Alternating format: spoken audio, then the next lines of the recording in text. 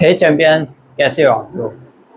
तो हम इस चैनल घर की पाठशाला पर पढ़ेंगे मैथ्स। ठीक है, और मैं आपका मैथमेटिक। ठीक है, इस पे हम पढ़ेंगे maths and other subjects, class 10, 8, 9, 11, 12 सारा कुछ पढ़ेंगे। ठीक है, तो आज हम आए हमारी मैथ्स की क्लास लेके। ठीक है, ये है हमारा चैप्टर 1, क्लास 10, वास्तविक संख्याएं।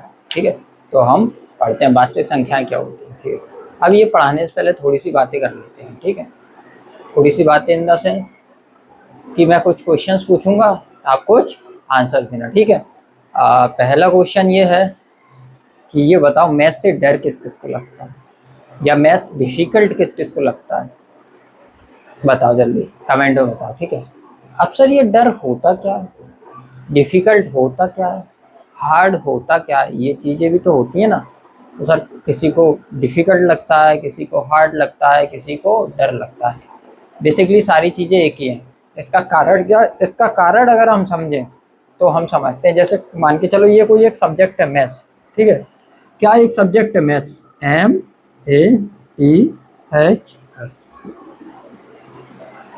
कोई भी सब्जेक्ट है। अब इससे हमें डर या डिफ़िकल्ट क्यों लगता है ये हमें। कुछ लोग होते हैं जिन्हें डिफ़िकल्ट नहीं लगता, जिन्हें क्या लगता है, ईजी। कुछ लोग होते हैं जिन्हें डिफ़िकल्ट लगता है। ठीक है, सर क्यों लगता है, सर इनको ईजी क्यों लगता है और आपको डिफ़िकल्ट क्यों लगता है। सबसे पहले समझते हैं ना, उसके बाद ही तो हम सीखना स्टार्ट करेंगे। यहाँ पे हम क्या करेंगे, सीखेंगे। तो देखो, इनको ईजी इसलिए लगता है क्योंकि इनको आता है, आता है। आपको डिफ़िकल्ट क्यों लगता है, क्योंकि आपको आता नहीं है। सिंपल। अगर हमको कोई चीज़ आती है तो वो इजी है, नहीं आती तो डिफ़िकल्ट है। समझ रहे हो ना। आपके घर का रास्ता क्या है, आपके जो भी नियर बाय मार्केट है उससे आपका घर का रास्ता क्या है, इजी है या डिफ़िकल्ट है। इजी है ना, क्योंकि हमें मालूम है कि ये हमारा घर का रास्ता है ना। तो डिफ़िकल्ट नहीं है आपका रास्ता। लेकिन अगर आप कहीं जाओ दूसरे शहर में, कोई दूसरी सिटी में जाओ, तो फिर वहाँ पे आपको रास्ते क्या लगेंगे, डिफ़िकल्ट लगेंगे। क्यों, क्योंकि आप उनको जानते नहीं हो, आप यूज टू नहीं हो उनसे। तो सिंपल मेन सब्जेक्ट में भी यही चीज़ अप्लाई होती है। कोई भी सब्जेक्ट इजी या डिफ़िकल्ट क्यों लगता है, या तो हमें आता है या तो नहीं आता। चलो, तो इस नोट पे हम अब पढ़ना स्टार्ट करते हैं। ठीक है, मैथ्स पढ़ेंगे। मैथ्स में क्या पढ़ेंगे हम, वास्तविक संख्याएं। सर वास्तविक संख्या ये क्या होती हैं, आप 9th क्लास में पढ़ के आए हो ना कुछ नंबर, संख्याएं, संख्या पद्धति, संख्या पद्धति पढ़ के आए हो ना। वास्तविक संख्या क्या होती है, सब वास्तविक संख्या, वास्तविक संख्या वे संख्या होती हैं परिमेय और अपरिमेय संख्याओं से मिलकर बनती हैं। सर ये क्या होता है, अब सर ये अपरिमेय और परिमेय संख्या कहाँ से आ गई। तो वास्तविक संख्या ही तो समझ में नहीं आ रही थी, आपने परिमेय और अपरिमेय संख्या बता दी। तो देखिए समझते हैं, इन सबको हम क्या करते हैं, डेफिनेशन के साथ पढ़ते हैं। ठीक है, वास्तविक संख्या पढ़ते हैं पहले तो। क्या, वास्तविक संख्या। ठीक है सर, वास्तविक संख्या इनको इंग्लिश में क्या बोलते हैं, रियल नंबर्स बोलते हैं। ठीक है, वास्तविक संख्या क्या होती है, वे संख्याएं जो परिमेय और अपरिमेय संख्याओं से मिलकर बनी होती हैं। मिलकर क्या बनी होती है, आप परिमेय और अपरिमेय संख्याओं के समूह को ही तो वास्तविक संख्या कहते हैं। तो क्या लिखेंगे हम, परिमेय प्लस अपरिमेय। ठीक है, राइटिंग पे ध्यान मत देना। ठीक है, सुनो और नोट डाउन करो, और अपनी बुक निकाल के रख लो आगे। ठीक है, मैथ्स की बुक निकाल के आगे रखो और नोट्स बनाना स्टार्ट करो। ठीक है, परिमेय और अपरिमेय संख्याओं के समूह को क्या कहते हैं, वास्तविक संख्या। सर वास्तविक संख्या सर उन जिनमें परिमेय और अपरिमेय संख्याएं आती हैं। अब सर ये परिमेय संख्या क्या है और अपरिमेय संख्या क्या है, तो चलो ये हम समझते हैं। ठीक है, यहीं पे समझते हैं। ठीक है, इनको ऐसे 2 पार्ट में डिवाइड कर दो। यहाँ पे हम समझेंगे परिमेय संख्या, यहाँ पे हम समझेंगे अपरिमेय संख्या। ठीक है, तो व्हाट इज परिमेय एंड व्हाट इज अपरिमेय, या what is rational, what is irrational. तो समझो, परिमेय संख्या वे संख्या होती हैं जिन्हें हम P अपॉन Q के रूप में लिख सकते हैं। सर ये क्या बोल दिया आपने, सर ये P क्या होता है, Q क्या होता है, पहले परिमेय संख्या, फिर अपरिमेय संख्या, फिर वास्तविक संख्या। ये सब कम थी जो आपने पी और क्यू अलग से दे दिया। समझो पी और क्यू क्या होता है। जैसे मान के चलो मैंने कोई भी नंबर लिखा 4/2, तो सर ये 4 क्या है पी, 2 क्या है क्यू, तो ये P/Q के फॉर्म में इसको अपन A और B भी बोल सकते हैं, A/B के फॉर्म में भी बोल सकते हैं हम इसको। क्या बोल सकते हैं? A/B के फॉर्म में भी बोल सकते हैं। ठीक है, ये क्या होती है? परिमेय संख्या। ठीक है, परिमेय संख्या होती है जैसे 4/2, 7/3, कुछ भी हम लिख दो जैसे अपॉन में। ठीक है सर, अपरिमेय संख्या क्या होती है? सर अपरिमेय संख्या सर अंडर रूट के अंदर जो भी संख्या होती है, ठीक है, जो भी अंडर रूट के अंदर संख्या होती है, पाई वगैरह, ये सब क्या है? अपरिमेय संख्या है। ठीक है, आया समझ में? ये सब क्या है? अपरिमेय संख्या है। 0.0311 ऐसे कुछ भी। ठीक है, ये सब क्या है? हमारी अपरिमेय संख्या है। ठीक है, अब वास्तविक संख्या है, परिमेय और अपरिमेय संख्या दो चीजों से मिलकर बनती है। ठीक है, ये आया समझ में? या ये नोट डाउन कर लेना। ठीक है, ये वन लाइनर है। ठीक है, ये नोट डाउन कर लेना। ठीक है, आया समझ में? अब एक चीज और समझते हैं, यही परिमेय और अपरिमेय में। ठीक है, परिमेय संख्या किन किन संख्याओं से मिलकर बनती है? परिमेय संख्याओं में भी तो बहुत सारी संख्याएं होती है ना सर। कैसे होती हैं सर? ये क्या बोल दिया आपने, समझो।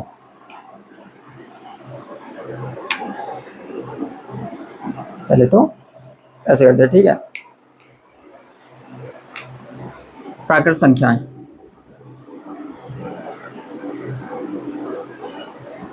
संख्याएं, ठीक है, पूर्ण संख्याएं, ठीक है, एंड पूर्णांक संख्या। आया समझ में? इनसे मिलके बनती हैं। सर ये क्या होता है? पहले से ये कम था जो आपने और बता दिया, समझो। प्राकृत संख्या ये सब तो आप 9th में पढ़ के आए हो, आई थिंक रेशनल नंबर आप पढ़ के आए हो ना 9th में। हाँ, प्राकृत संख्या, प्राकृत संख्या क्या होती है सर? जो स्टार्ट होती है 1, 2, 3, सब 1 से स्टार्ट होकर इनफाइनाइट तक जाती हैं, प्राकृत संख्या कहलाती हैं।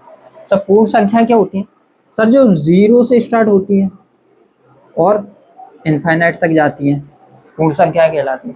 सब पूर्णांक संख्या क्या होती है? अब पूर्णांक संख्या वे होती है जिसमें 0, 1, 2, इनफाइनाइट एंड -1, -2 और माइनस इनफाइनाइट।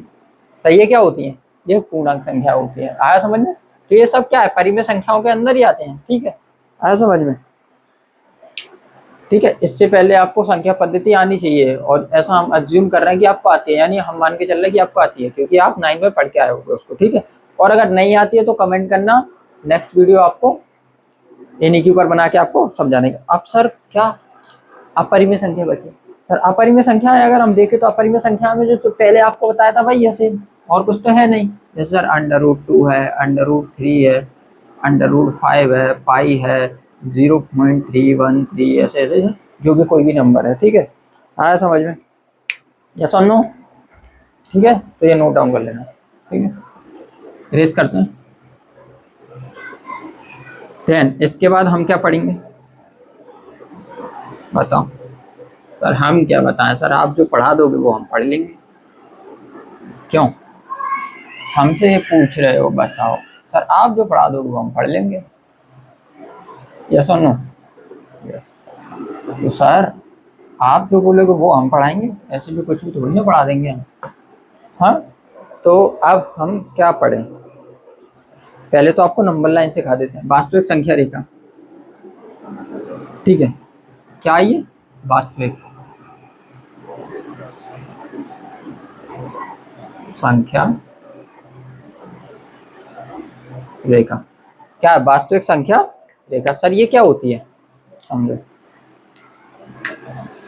आती होगी नंबर लाइन तो सबको आती होगी। 0, ठीक है, सॉरी 0, ठीक है। देन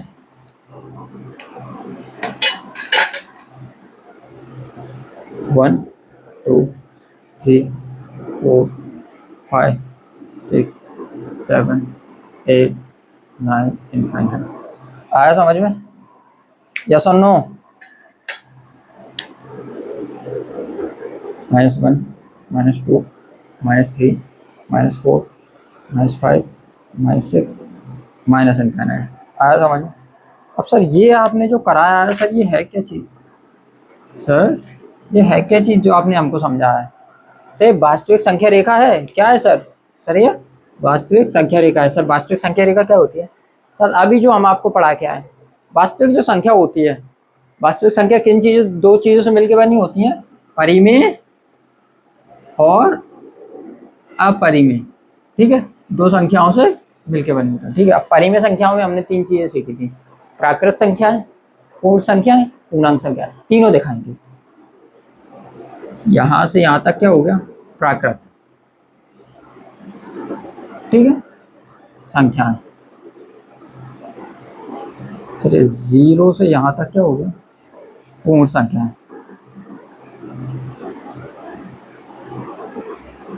ठीक है, आया समझ में? देन पॉजिटिव टू नेगेटिव क्या हो गया? पूर्णांक संख्याएं।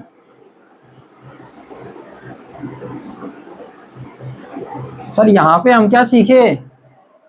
हम एक चीज सीखे हैं कि सर परिमेय संख्याएं तीन से मिलके बनी होती हैं, और सर परिमेय और अपरिमेय से मिलके वास्तविक संख्या बनी होती है। समझो, वास्तविक संख्या किससे मिलके बनी होती है? परिमेय और अपरिमेय से। परिमेय में तीन पढ़ी हमने, प्राकृत, पूर्ण और पूर्णांक। ठीक है, तीन पढ़ी। ठीक है, परिमेय और अपरिमेय से। ठीक है, अब समझो सर, इसमें अपरिमेय संख्याएं भी तो होंगी ना। सर ये क्या है? 0 और 1 के बीच में क्या है? 0.1 होगा कहीं, होगा कि नहीं होगा? 0.9 होगा कहीं, इनके बीच में होगा ना। मान के चलो 0.1 इधर रहेगा और 0.9 इधर रहेगा, रहेगा कि नहीं? यस और नो? होगा ना कहीं। हाँ, तो ये क्या होगा? ये फिर अपरिमेय संख्याएं होगा। तो परिमेय और अपरिमेय से मिलकर क्या बनी है? वास्तविक संख्या बनी है कि नहीं? ऐसा ये इधर होगा। तो सर ये वास्तविक संख्या कितने, प्राकृत संख्या भी आती है, पूर्ण संख्या भी आती है, पूर्णांक भी आती है इसमें। आया समझ में? यस और नो? यस और नो? नहीं आया समझ में? कमेंट छोड़ना। ठीक है, आप कमेंट करोगे। ठीक है, समझ में नहीं आया तो कमेंट करोगे, नेक्स्ट वीडियो में फिर से क्लियर करेंगे। ठीक है, आया समझ में? यस और नो? यस और नो? जल्दी बताओ, आया? देन ये क्या हो गई? हमारी वास्तविक संख्या रेखा हो गई। ठीक है, अब इसके बाद हम क्या पढ़ेंगे? वास्तविक संख्याओं के अति महत्वपूर्ण क्या पढ़ेंगे हम? बताओ जल्दी जल्दी जल्दी जल्दी। इसका क्या बुक में देख के बताओ, कमेंट करो, बताओ क्या पढ़ेंगे? दो फॉर्म, दो हम विधि पढ़ते हैं। एक तो है नहीं, हट गई है, यूक्लिड विभाजन जैसे हम कहते हैं। यूक्लिड जो थ्योरम है या यूक्लिड मेथड है, यूक्लिड वो हट गया है तुम्हारे में से। ठीक है, सिलेबस में से। तो एक ही बचा उसमें, अंकगणित की आधारभूत प्रमेय। क्या रहती है? अंकगणित की आधारभूत प्रमेय पढ़ते हैं। क्या पढ़ते हैं? अंकगणित की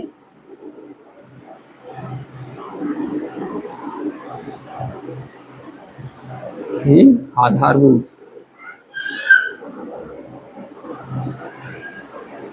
प्रमेय। ठीक है, अंकगणित की आधारभूत प्रमेय पढ़ते हैं। ठीक है सर, ये क्या होती है? समझते हैं क्या होती है? देखो, अंकगणित की आधारभूत प्रमेय क्या कहती है?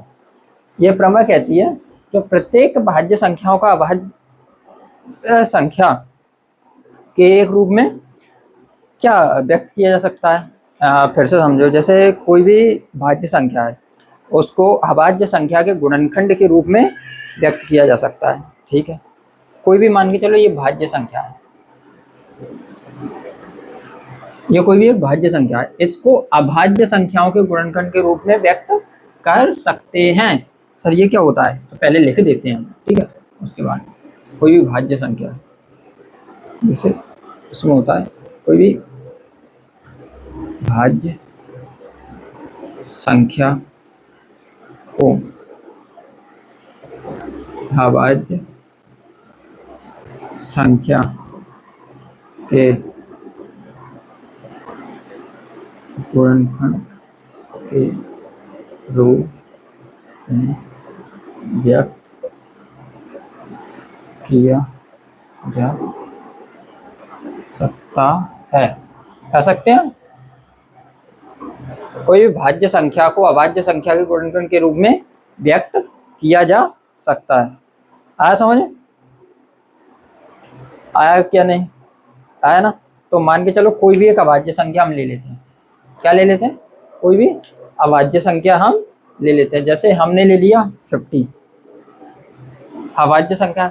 सर इसको हमें सर गुणनखंड के रूप में व्यक्त करना है। किसके गुणनखंड के रूप में? भाज्य संख्या के गुणनखंड के रूप में। आपको पहले ये बताओ, अभाज्य और भाज्य समझ में आ रहा है? ये टर्म समझ में आ रही है? अगर ये टर्म समझ में नहीं आ रही तो कमेंट करो, नेक्स्ट वीडियो में टर्म को ही समझाएंगे, ठीक है? उसके बाद आगे बढ़ेंगे। आया समझ में? ऐसा अज्यूम करके चलना है, ऐसा मान के चलना है कि आपको आता होगा, ठीक है?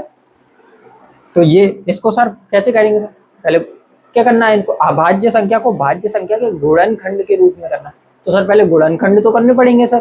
तो गुणनखंड कैसे करते हैं सर? ये 50 लिखा, इसके हमको गुणनखंड करने हैं। तो कितना 2 से करें, यानी 2 से करें, 2 दूनी 4, 2 5 10। आप कितने से होगा सर? 5 से होगा। 5 25, 5 से कम 5 हुआ। तो इसको कैसे कर सकते हैं हम? 2 गुणा 5 गुणा 5 कर सकते हैं? कर सकते हैं या नहीं? कर सकते हैं ना, बिल्कुल। तो सर ये क्या है? ये कोई एक भाज्य संख्या है। इसको सर ये अभाज्य संख्या है ना। अभाज्य संख्या मतलब इसमें सिर्फ 1 या 2 का ही भाग जाएगा, इसमें सिर्फ 1 या 5 का ही भाग जाएगा, इसमें सिर्फ 1 या 5 का ही भाग जाएगा। तो ये क्या है? अभाज्य गुणनखंड। ये है ना अभाज्य, अभाज्य संख्याएं, इनका क्या है? ये गुणनखंड है। अभाज्य संख्या है, इनका क्या है? ये गुणनखंड। क्योंकि देखो मल्टीप्लाई में लिखे ना, तो अभाज्य संख्याओं का गुणनखंड के रूप में हम भाज्य संख्या को व्यक्त कर सकते हैं। आया समझ में? वीडियो को थोड़ा सा पीछे करना, जो हमने बोला था वो डेफिनेशन है, लिख लेना। एक बार और बोल देते हैं, देखो आपके लिए। प्रत्येक भाज्य संख्या को अभाज्य संख्या के गुणनखंड के रूप में व्यक्त किया जा सकता है, ठीक है? आया समझ में? यस और नो? यस और नो? ठीक है। इसके बाद क्या पढ़ेंगे हम? ये क्या है? अंकगणित की आधारभूत प्रमेय, ठीक है? क्या ये अंकगणित की आधारभूत प्रमेय क्या कहते हैं? किसी भी भाज्य संख्या को अभाज्य संख्या के गुणनखंड के रूप में व्यक्त किया जा सकता है। एक एग्जांपल दिया 50, 50 को हमने क्या इसके गुणनखंड किए, तो क्या आया? 2 गुणा 5 गुणा 5। तो ये क्या है? 2 क्या है? अभाज्य संख्या है। 5 क्या है? अभाज्य संख्या है। 5 क्या है? अभाज्य संख्या। तो 2 5 5 ये अभाज्य संख्या के गुणनखंड के रूप में व्यक्त किया ना। जैसे इनका अगर हम क्या करें, फिर से हम इनका गुणा करें, तो 5 25, 25 का 2 से करें तो कितना आ जाएगा? 50। बनाना अपना यही सेम बनाना। तो यही समझाना चाह रहे थे, ठीक है? तो भाज्य संख्या को अभाज्य संख्या के गुणनखंड के रूप में व्यक्त किया जा सकता है, ठीक है? आया समझ में? लिख लेना, नोट कर लेना। यस और नो? अंकगणित की आधारभूत प्रमेय खत्म। इतना सिंपल है सब, कुछ डिफिकल्ट नहीं है। कहीं जाओगे और किसी टीचर क्या पढ़ोगे, इसकी थ्योरी पढ़ा देगा आपको सिर्फ, ठीक है? लाइन पढ़ा के लिखा के निकल जाएगा, ठीक है? आया समझ में? अब क्या पढ़ेंगे हम? एचसीएफ और एलसीएम में संबंध। सर संबंध? एचसीएफ और एलसीएम में भी संबंध होता है। एलसीएम और एचसीएफ में सर ये संबंध क्या होता है?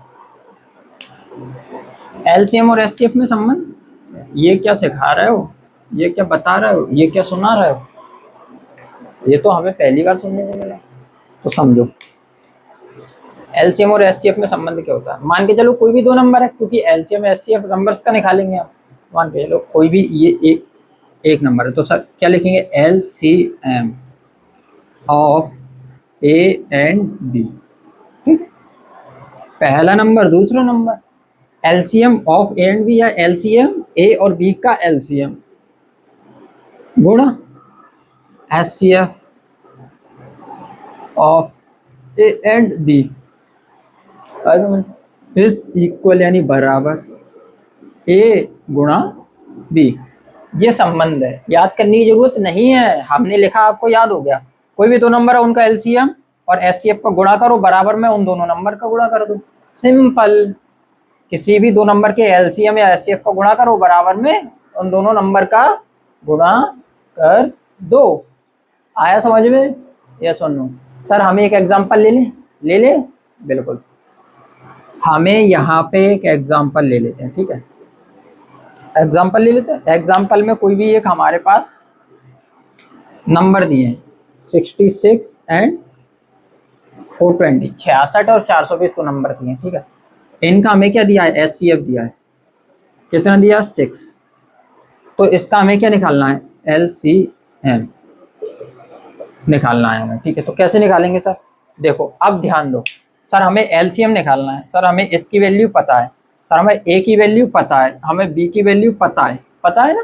तो हम क्या करेंगे, निकाल लेंगे। तो इसको हम क्या कहेंगे ए, इसको क्या कहेंगे बी। तो सर इसमें वैल्यू पुट करें सर, एलसीएम